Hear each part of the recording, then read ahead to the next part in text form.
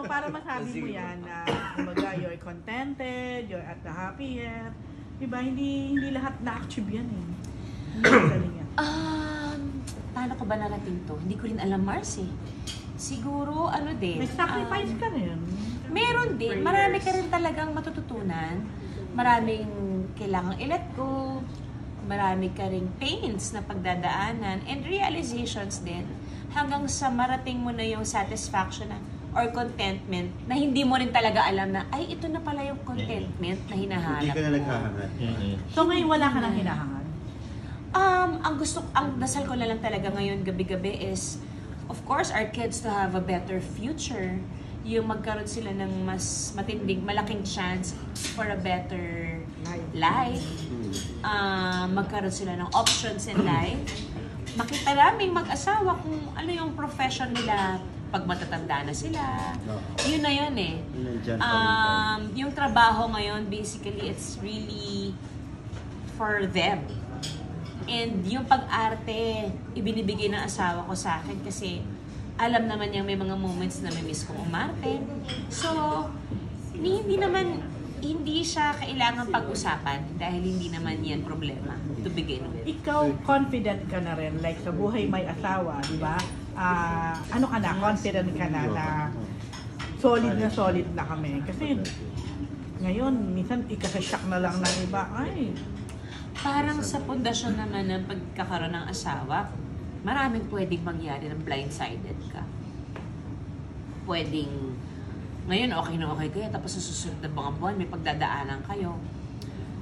Para sa akin, as long as may trust kayo sa marriage nyo, may communication kayong maayos, and you respect each other's time and pagkatao. Kung ang center ng pagmamahalan nyo ay ang isa't isa at ang Panginoon, anchored kayo properly. At saka parang feeling ko importante din na may sarili-sarili kayong ginagawa on the side.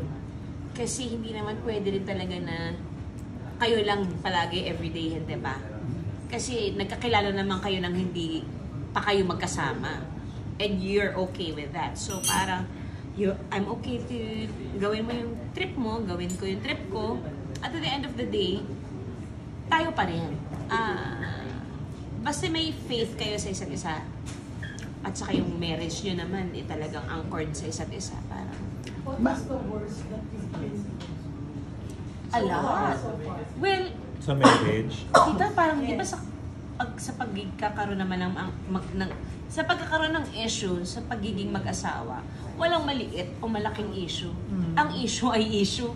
So, maaaring miscommunication or ano, lahat 'yun para sa akin mabigat. Para siyang sakit ng ipin na dumidiretso sa ulo, tapos kakalat sa katawan. Hindi ka makapag-isip, hindi ka makafunction. Kumbaga ngayon, siguro pareho na talaga kami nag-mature. We're able to talk about things properly, nang hindi na nagtataasan ng boses. We value each other's emotions. Kumbaga, hindi nga kami yung mag-asawa na hindi tayo matutulog nang hindi natin ito naaayos. So you do that? Hindi po kami ganun. Matutulog kayo na hindi ayos. Pwede. Oo may pinipili siguro yung ganong klase ano. Tulugan muna. Oo, kasi Isang pilit lang eh, di ba? Kasi may mga moments na nakakapagsalita kayo ng hindi nyo gusto sa isa't isa dahil Lalo pag in emotional. pain na kayo, very emotional, tapos mainit yung issue. Kung minsan, mas ako rin personally, itulog na muna natin to. Tapos pag nilay-nilayan na muna natin to. Kasi pagka ganon, kinabukasan, medyo, hindi naman kalmado, pero mas may mga realizations na kayo. Nakatulog ka na, medyo payapa so, na. medyo mas Relax mature na. na yung pag-uusap, mas payapa. May mga moments na tataas yung conversation, tapos kakalma uli. Hanggang sa dumating kami sa point na, okay, ito na. May ganon eh. Hindi applicable para sa lahat yung. Though I know ina-advise ng maraming tao yan na huwag kayong matutulog ng may issue. Sinubukan naman namin. Puyat kami. Puyat kami. Hindi talaga kami natutulog. Hindi talaga kami nagkakaintindihan. Kasi pareho na mainit ang ulo namin. Pero Pareho tabi na naman kami kayo matulog pag may Tabi, magkatalikod lang. Pero how about yung kasi fidelity, parang yun yung laging issue. Kayo ba, ano bang mabibigay mo na parang practical tips lang how to stay loyal or faithful to your partner?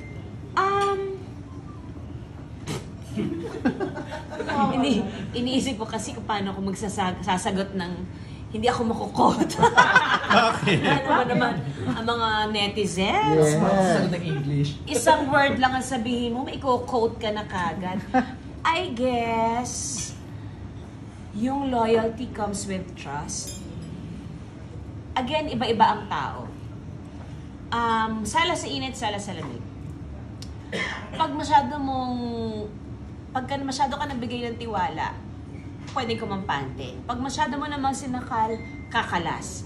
So, I guess, depende yan sa couple kung paano nyo babalansehin yung trust and faithfulness and loyalty nang hindi nyo nasasakal ang isa't isa.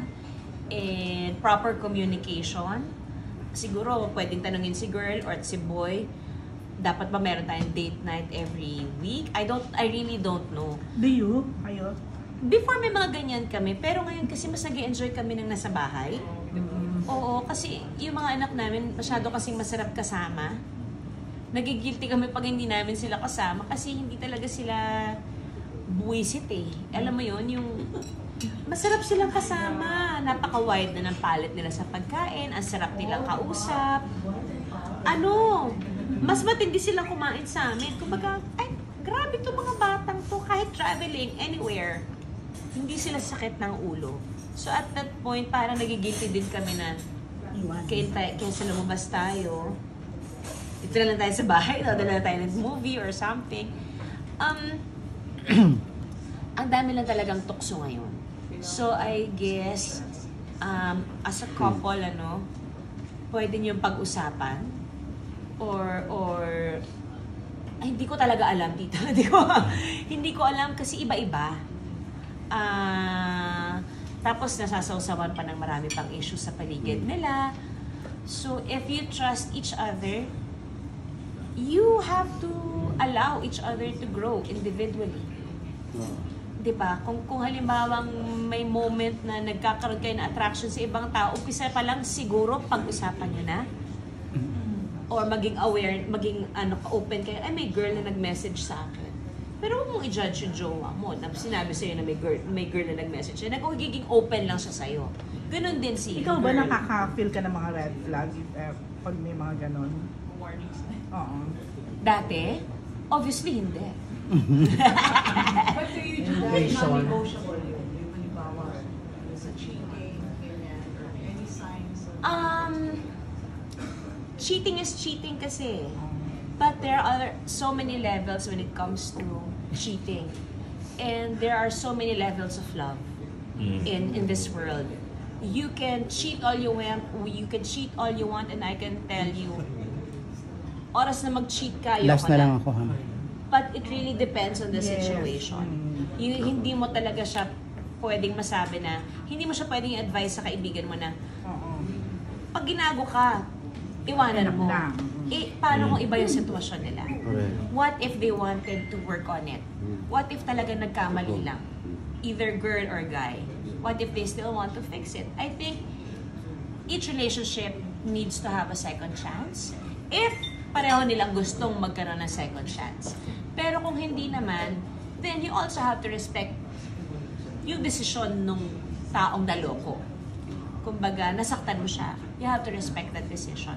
Pero kung mas may love pang natitira and willing siyang ayusin yon, then you have to do your part na makabawi ka na. Yung curious lang, ilang years na kayo ni Ryan na married?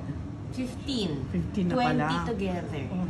Yan. 20 So na sa pala kayo. 15 na lang na married kayo, curious lang, was there a time na medyo may ibang ume-enter or naka-enter? And paano nyo to? Hindi naman yung naka-enter. Oh, yun na. O kanya na. Paano nyo to May winor? umenter.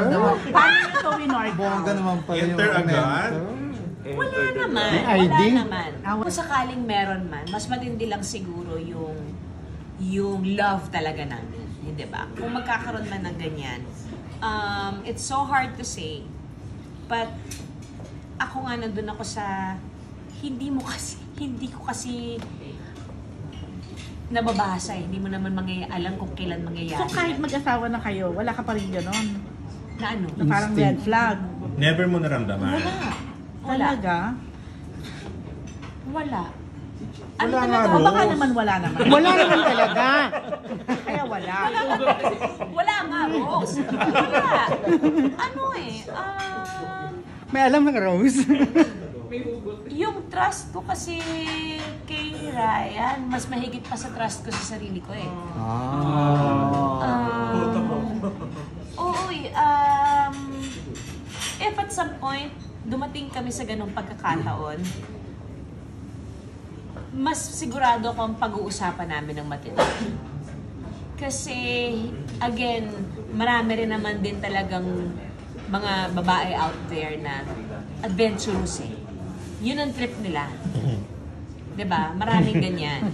And, alang naman sabihin ko, walang basagan ng trip. Eh, teka muna, asawa ko yan. Binabasag mo yung trip kung magkaroon ng maayos na buhay at puso, eh, di ba? But, again, kung dumating yan, hindi ko masagot sa ngayon kasi hindi ko alam kung anong magiging pag-iisip ko kapag nangyari sa akin yan. Papatay ka. Hindi naman. Grabe. Pataho na. Yes. Pataho ito. Sa patayan. Pataho. Actually, Nagdala ko na siya ng painting. so parang medyo may resemblance din pala sa yung character mo sa Espantao pag Ay, napakasakit. nakipagrelasyon ka. Na, Kapag na-in-love ka, di ba? You trust. Oh, kasi ganun ang love eh. You trust. You trust at susugal ka. At pag sumugal ka at nagpakasal ka, may sinumpaan kayong till death do us part in sickness and in health. Sagrado sa akin yun. Tatrabahuhin natin to. Up until dumating tayo sa point na basta maging honest ka lang kung hindi ka na masaya. Kung hindi mo na ako mahal. Kasi ayoko, gano'n naman One din si last Rai lang. sa akin. Actually, siya yung, we were, ano pa to, mga first years ng Marriage. ng marriage namin. Magtanong mamaya. Ang ano niya is, Bob, pag hindi ka na masaya, you have to tell me. Sabi ko, hindi naman mangyayari. But for a guy, for my husband to say that, naramdaman ko na he just wants me to be happy. May ganon, yung kasi gusto ko maging masaya ka. So, ganon din ako sa kanya. If at some point, wag naman, kumatok na ako kagad. Dumating siya sa point na hindi siya masaya or alam mo yun. Masakit, pero ibibigay ko. Kasi ganon ang pagmamahal.